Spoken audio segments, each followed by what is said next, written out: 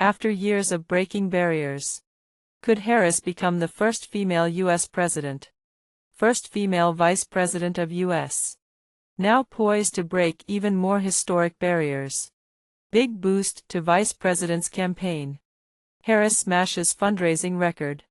Raises $81 million after Biden's exit from presidential race. In November 2020, the 59-year-old Kamala Harris made history following Biden's victory over Donald Trump in the presidential election. Not only did Harris become the first woman elected vice president, but she also earned the distinction of becoming the first black person and first person of Asian descent to be voted into office. Through Harris's political triumphs, her husband Doug Emhoff also earned a new title at the time, becoming the nation's first-ever second gentleman. President Joe Biden ended his re-election campaign and endorsed Kamala Harris as the Democratic Party's presidential nominee. Harris could become the first black woman and first person of South Asian descent to head a major party ticket. Just as she broke barriers to become the first woman of color to serve as vice president, the first woman to serve as vice president, the first woman of color to serve as vice president, she would bring those characteristics to the top of the ticket of a major party, one of the two. Experts believe gender, rather than race, may prove a bigger challenge for Vice President Harris.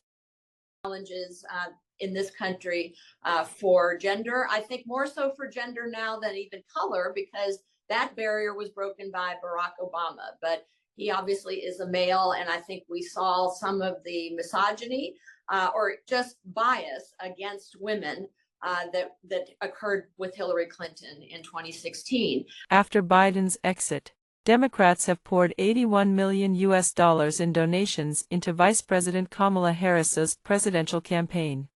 It is the largest 24-hour period of campaign funding in presidential history, with more than 9 lakh donors making contributions of less than $200 in the day after Biden stepped aside.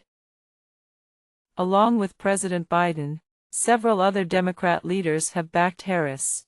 Former U.S. President Bill Clinton and former Secretary of State Hillary Clinton joined Biden in throwing their support behind her, saying this was the best way to stop Donald Trump from re-entering the White House for a second term as president.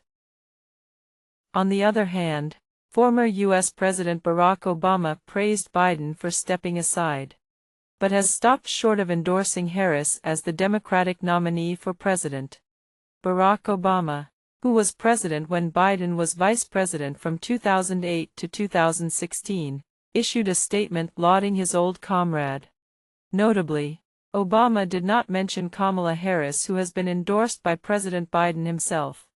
Instead, he said the party would navigate uncharted waters in the weeks leading up to the Democratic National Convention.